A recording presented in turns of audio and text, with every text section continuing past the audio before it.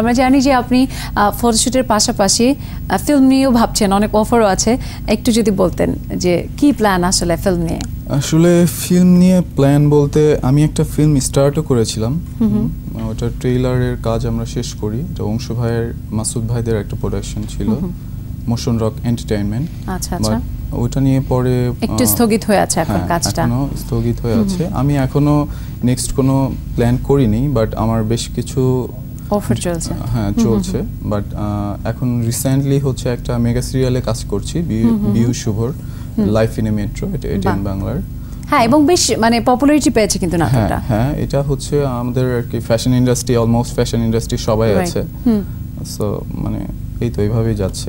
কেমন লাগছে সেখানে নাটকে অভিনয় করে? আর নাটকের ব্যাপারটা হচ্ছে আসলে র্যাম্পের যে ব্যাপারটা, র্যাম্পে আসলে এটা আসলে একটা প্যাশন আমার, র্যাম্প বুঝে যায় এটা।